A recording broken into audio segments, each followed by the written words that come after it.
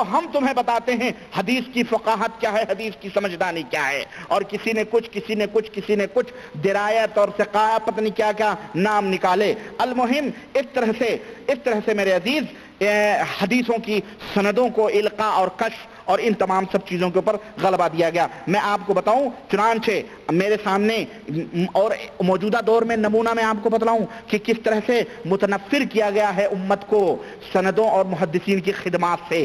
دیکھو یہ میرے متنفر کیا گیا ہے علوم حدیث سے، اسناد سے متنفر کیا گیا ہے. اور میں نہیں کہتا کہ حضرت زکریا صاحب جو اپنے آپ کو شیخ الحدیث لکھ رہے ہیں اور یہ فضائل اعمال جو اتنی موٹی کتاب انہوں نے اپنی بے دماغی کے ایام میں ترتیب دی تھی، اس کتاب کے اندر یہ ان کی نیت کیا ہو اللہ ہی بہتر جانے، لیکن انہوں نے کتاب کے اندر جو واقعہ درج کیا ہے اس سے تو ہمیں یہی پتہ چلتا ہے کہ صوفیوں کے نقش قدم پہ چلتے ہوئے زکریا صاحب نے، چونکہ ہندوستان کے اندر حق پسند لوگ بھی تھے، اس لیے بچتے ہوئے اور تاکہ ان کے اوپر اور زیادہ فتنے نہ کھڑے ہوں، بچتے ہوئے انہوں نے دبے لفظوں میں بہت کچھ بیان کیا ہے. چنانچہ آپ کو میں بتاؤں صفحہ نمبر فضائل ذکر اور صفحہ نمبر 35 فضائل ذکر صفحہ نمبر 35 اٹھا کر کے دیکھیں حضرت زکریا صاحب کتنے دبے لفظوں میں محدثین کا مذاق اڑا رہے ہیں اور بزرگوں کے واقعات ذکر کر کے کس طرح سے اس کا تمسخر اڑا رہے ہیں. کہتے ہیں عبدالعزیز دباغ جو تھے، شیخ عبدالعزیز دباغ، یہ دیکھیں صفحہ نمبر 35 کے اندر کہتے ہیں شیخ عبدالعزیز دباغ رحمت اللہ علیہ ابھی قریب ہی زمانے میں ایک بزرگ گزرے ہیں جو بالکل امی تھے. امی کس کو کہتے ہیں؟ ان پڑھ.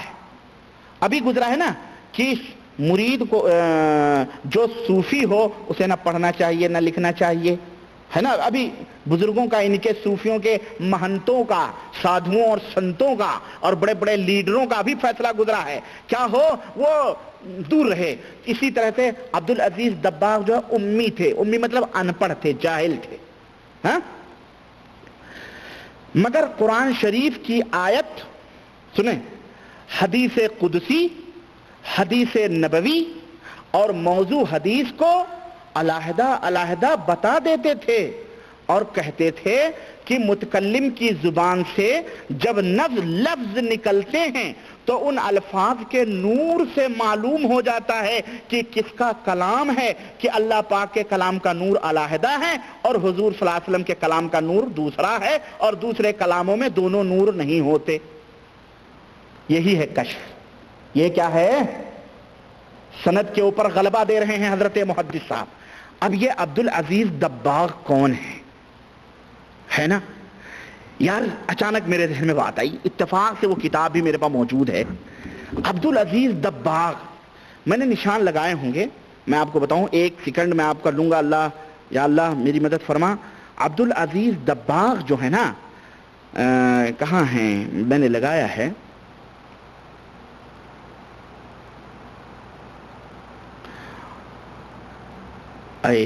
سبحان اللہ، اللہم صلی علی محمد وعلی آل محمد کما صلیت علی ابراہیم وعلی آل ابراہیم انک حمید مجید. اللہم بارک علی محمد وعلی آل محمد. اولیاء حاضر و ناظر ہیں.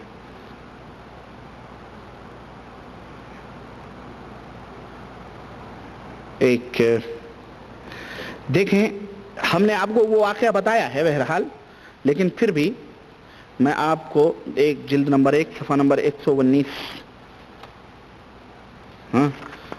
صفحہ نمبر 119 اللہ کرے مل جائے، وہی ہوں 17 18 19. عبدالعزیز دباغ جو تھے، آپ کو میں نے واقعہ بتایا ہے. یہ عبدالعزیز دباغ جو ہے نا یہ وہی ہیں. کون؟ کیا یاد ہے آپ کو؟ بتاؤ بھائی. یہی ہے بھائی جو عبدالعزیز دباغ. ہاں وہ 2 بیویوں والا قصہ جو جناب علی ہے نا مریدوں کے. ہاں یار یہ تو یہی ہے، جلد نمبر 2 صفحہ نمبر 51، جلد نمبر 2 اور صفحہ نمبر 51 51. ہاں دیکھو یہ ہیں سیدی احمد. ہاں یہ دیکھیں حضرت مجدد دین ملت نے بڑی مشکل پڑ دی ہے، کبھی کبھی لکھا ہوں میں، لیکن میں عبدالعزیز دباغ کا نام ڈھونڈ رہا تھا لیکن وہاں نہیں تھا۔ یہ دیکھیں، کہتے ہیں حافظ الحدیث سیدی احمد سجل ماسی کہیں تشریف لے جاتے تھے، راہ میں اتفاقاً آپ کی نظر ایک نہایت حسینہ پر پڑ گئی۔ یہ نظر اول تھی، بلا قصد تھی، دوبارہ پھر آپ کی نظر اٹھ گئی۔ اب دیکھا کہ پہلو میں حضرت سیدی غوث الوقت عبدالعزیز دباغ رضی اللہ تعالی عنہ آپ کے پیر و مرشد تشریف فرما ہے۔ اچانک ریموٹ کنٹرول سے پہنچ گئے کہ مرید میرا کہیں تاکہ جھانکی آنکھ لڑانے کا فریضہ انجام دے رہا ہے، کسی حسینہ کے اوپر اب لٹ مرا ہے۔ حضرت عبدالعزیز دباغ پہنچ گئے جناب علی۔ سیدی عبدالعزیز دباغ جو امی تھے، زکریا صاحب لکھ رہے ہیں کہ یہی سید العبد عبدالعزیز دباغ کون ہے؟ دیکھیں، ایک دیوبند ہے، ایک طرف بریلی ہے، دونوں شہر ہیں اور دونوں فرقہ حنفی، دونوں کے ماننے والے ایک۔ میں آپ کو بتاؤں، تاریخ تو میں نے بتائی ہے آپ کو، یہ تو 100 سال 150 سال کی پیداوار لوگ ہیں، ورنہ اس سے پہلے نہ کوئی دیوبندی تھا، نہ کوئی بریلوی، نہ کوئی رضا خانی، نہ کوئی قاسمی، نہ کوئی نانوتوی، یہ تو آج کی پیداوار ہیں۔ یہ دونوں ایک تھے، لیکن کچھ ایک تھا شیخ گھرانہ، مشائخ کاندھلا کا گھرانہ، اور احمد رضا خان پٹھانوں کا گھرانہ۔ خان اور شیخ میں نہیں پٹی، شیخ کھچوے کو دھوکہ دینے والے، اور پٹھان جیسا احمق آدمی جس کی کہانی بھی موجود ہے۔ بہرحال تو دونوں میں نہیں پٹی، دونوں نے الگ الگ کر لیے، اس کو مذہبی رنگ دے دیا، اور ایک دیوبند کہلائے جانے لگے اور ایک کیا کہلائے جانے لگے؟ بریلی کہلائے جانے لگے۔ لیکن دیکھیں سیم واقعہ یہاں پر زکریا صاحب لکھ رہے ہیں، وہ امی تھے، ان پڑھ تھے، لیکن وہ کشف سے نعوذ باللہ حدیث کے ضعیف ہونے، صحیح ہونے سب کا پتہ لگا لیا کرتے تھے۔ محدثین کیا خاک چھانتے تھے؟ شیخ امام بخاری رحمت اللہ علیہ، امام ترمذی رحمت اللہ علیہ، امام نسائی، اور وہ چوٹی کے محدثین جنہوں نے ایک ایک حدیثوں کی حفاظت کے لیے مہینوں کا سفر کیا، انہیں تو یہ علم حاصل نہ ہو سکا، صحابہ کو یہ علم حاصل نہ ہو سکا، حضرت عمر فاروق اعظم کو یہ علم حاصل نہ ہو سکا۔ حضرت ابو سعید خدری دروازے پہ دستک دے رہے ہیں، 3 دفعہ کہا سلام علیکم سلام علیکم سلام علیکم، واپس چلے گئے۔ حضرت عمر بن خطاب نکلے، کہنے لگے اندر کیوں نہیں آئے؟ کہنے لگے ہمارے نبی نے فرمایا 3 دفعہ سلام کرو، جواب ملے اندر جاؤ، نہیں تو نہ جاؤ۔ کہنے لگے یہ حدیث کا ثبوت لا کے پیش کر، گواہ لا کر کے پیش کر، تب تو ہم مانیں گے، ورنہ تیری پیٹھ ہم سرخ کر دیں گے درے سے مار کر۔ ابو سعید خدری تو گواہی لائیں، حضرت عمر کو پتہ نہ چلے اس نور کا، حضرت عمر کو اس نور کے ذریعے بولو پتہ نہ چلے کہ یہ نبی کی حدیث ہے یا ابو سعید خدری نے اپنے مرضی سے بنائی ہے۔ اور یہ عبدالعزیز دباغ جو ان پڑھ تھے، انہیں نور کے ذریعے سب کچھ پتہ چل رہا ہے، تو محدثین کی خدمات کا مذاق نہیں ہے تو کیا ہے؟ اور سنو، یہ دیکھو وہی عبدالعزیز دباغ، احمد رضا خان مجدد دین بدعت ہے نا، فاضل بریلوی اعلی حضرت نے اس کتاب کے صفحہ نمبر 51 ملفوظات حصہ دوم کے اندر نوٹ کیا ہے، کہتے ہیں کہ جب احمد سجل ماسی کی نظر حسینہ پہ پڑی تو ایک دفعہ معاف تھی، دوسری دفعہ بھی پڑ گئی۔ اب دیکھا کہ پہلو میں حضرت سیدی غوث الوقت عبدالعزیز دباغ رضی اللہ تعالی عنہ آپ کے پیر و مرشد تشریف فرما ہیں، اور فرماتے ہیں احمد عالم ہو کر عالم ہو کر انہی سیدی احمد سجل ماسی کی 2 بیویاں تھیں۔ اب دیکھو یہ سیدی عبدالعزیز دباغ معراج ربانی کی زبان نہیں، نہ ان کے باپ کی زبان ہے، یہ تمہاری کتاب بولتی ہے، تمہاری کتاب سنو، اور مجھے الزام نہ دینا، تمہاری محفل سنوارتا ہوں، زبان میری ہے، رات تمہاری ہے، ہاں تمہاری کتابیں ہیں۔ یہی سیدی احمد سجل ماسی کی 2 بیویاں تھیں۔ سیدی عبدالعزیز دباغ رضی اللہ تعالیٰ عنہ نے فرمایا، یہ نور سے حدیثوں کا مشاہدہ کرنے والا بزرگ دیکھو کیا کر رہا ہے۔ فرمایا رات کو تم نے ایک بیوی کے جاگتے ہوئے دوسری سے ہم بستری کی، یہ نہیں چاہیے۔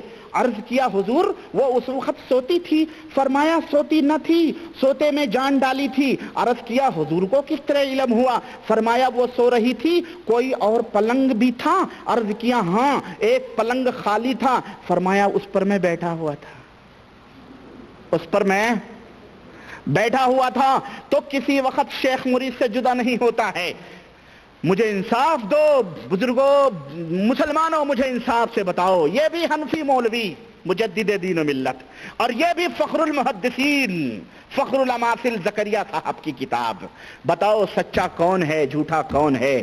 یہ بزرگ رات کے 2-2:30 بجے پیر کے کمرے میں چور یہ بیٹھ کے کیا تماشے دیکھ رہا ہے کہ اس کا مرید ایک بیوی کو ننگا کر کے ہم بستری کر رہا ہے، اور دوسری بھی یہ پلنگ پہ کیا کر رہا تھا رات کو؟ ہاں، بڑا شوق تھا بلو فلم دیکھنے کا اس کو، مریدوں کی تاک جھانک دیکھنے. یہ ان کا مرید پیر ہے جو ان کے گھروں میں بیٹھ کر انہیں بھی ننگا دیکھتا ہے. ایسا آدمی ولی ہو سکتا ہے؟ ہمارا نبی تو اگر دروازے پہ اپنے کسی صحابی کے دستک دیتا ہے تو منہ پھیر کے کھڑا ہو جاتا ہے. ناگہا کوئی عورت دروازہ کھولے تو محمد کی نظر اس اجنبی عورت کے چہرے پہ نہ پڑے صلی اللہ علیہ وسلم. اس نے تو یہ درس دیا. اور اس کا پیر رات کے 2-2:30 بجے یہ کارکرم مرید کرتا ہے گھر میں، تو پھر یہ پلنگ پہ کیا کر رہا تھا بولو؟ یہ کوئی مجدد دین بدعت سے پوچھے، اعلی حضرت سے یا زکریا، یہی نور رہا ہوگا، یہی نور ہے. عقیدے ایک ہیں کہ نہیں یہ بتاؤ؟ واقعات مختلف. آگے بڑھو، ابھی تو میں بتاؤں آپ کو یہی فضائل ہے. ایک بے اور چپکلش دکھاتا ہوں، دیکھیں. قسم اللہ کی قسم ہے، اور اس رب ذوالجلال کی قسم ہے جس نے ہم سب کو ایمان کی دولت سے نوازا ہے. ہم شکر ادا کرتے ہیں پاک پروردگار کا کہ جس نے ہمیں قرآن و سنت کی فہم عطا فرمائی اور ہمیں سلف کے طریقے پر چلنے کی توفیق بخشی، اور ان جیسے گھٹیا محدثین کی ان خرافات اور بکواس سے اللہ نے ہمیں آگاہ کیا اور ہمیں جانکاری عطا فرمائی. عجیب واللہ عجیب و غریب باتیں. دیکھیں میں آپ کو بتاؤں، فضائل ذکر اٹھائیں، صفحہ نمبر 68 کھولیں، صفحہ نمبر 68، فضائل ذکر صفحہ نمبر 68. ہاں صوفیہ اور عارفین اسی کلمے کا اہتمام فرماتے ہیں. سنیے، کہتے ہیں کس طرح قرآن و سنت سے دشمنی ان صوفیوں کو، اور کس کے پردے میں معلوم ہے؟ ولایت اور یعنی معارف اور بزرگی کی ترقی کے پردے میں یہ سب ہو رہا ہے. حضرت زکریا صاحب لکھتے ہیں کہ جب شیخ علوان حموی کہتے ہیں، سید علی بن میمون مغربی کا قصہ مشہور ہے کہ جب شیخ علوان حموی جو ایک متبحر عالم اور مفتی اور مدرس تھے، سید صاحب کی خدمت میں حاضر ہوئے اور سید صاحب کی ان پر خصوصی توجہ ہوئی، تو ان کو سارے مشاغل، درس و تدریس، فتویٰ وغیرہ سے روک دیا. سید صاحب نے روک دیا، نہ فتویٰ دو، نہ درس دو، نہ تدریس کرو، کچھ نہیں، روک دو. سارا وقت ذکر میں مشغول کر دیا. حق کی مارو، حق، یہی حق کی مارو. اچھا جناب علی، عوام کا تو کام ہی اعتراض اور گالیاں دینا ہے. ہاں، ایسے لوگوں کا عوام کا تو کام ہی کیا کرنا ہے؟ اعتراض اور گالیاں دینا ہے. لوگوں نے بڑا شور مچایا کہ شیخ کے منافع سے دنیا کو محروم کر دیا، شیخ کو ضائع کر دیا، وغیرہ وغیرہ. کچھ دنوں کے بعد سید صاحب کو معلوم ہوا کہ شیخ کسی وقت کلام اللہ کی تلاوت کرتے ہیں. سید صاحب نے اس سے بھی منع کر دیا، نہ تم کلام اللہ بھی نہیں پڑھ سکتے. یہ کیا ہے معلوم ہے؟ مثال میرے ذہن میں اس وقت نہیں آ رہی ہے، لیکن آپ لوگ سمجھیں کہ جب کسی کو پیٹنا ہوتا ہے تو ایک بیگ نہیں پیٹتے ہیں، دھیرے دھیرے کر کے پیٹ ڈالو اس کو. شیطان ایسے ہی کرتا ہے نا. شیطان ایسے سے دھیرے نوافل چھوڑاتا ہے، پھر سنتیں چھوڑاتا ہے، پھر فرض بھی چھوڑوا دیتا ہے. ہاں، ایسے دھیرے کرتا ہے. تو یہ شیطانی شیوا. قرآن بھی پڑھنے سے منع کر دیا، محروم کر دیا. کچھ دنوں کے بعد سید، اچھا پھر تو پوچھنا ہی کیا تھا. اب سید صاحب پر زندیقی اور بددینی کا الزام لگنے لگا. قرآن ہی نہیں پڑھ رہے ہیں، یہ ولی ہیں.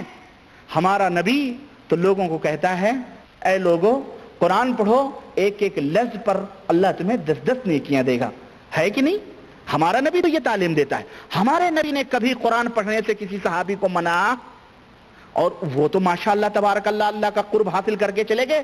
یہ کون سی تعلیم ہے بھیا ولیوں کی جو قرآن اور حدیث سے بھی روک رہے ہیں؟ قرآن و حدیث نہ پڑھو، درس و تدریس نہ دو، افتاء نہ دو، خلاص بس ذکر کے اندر مشغول رہو. یہ ذکر کی فضیلت زکریا صاحب نے بیان کی ہے، اور یہ جاہلوں کی جو ٹولی لے لے کے پھرتے ہیں، ان کو یہی ذکر سکھا کر کے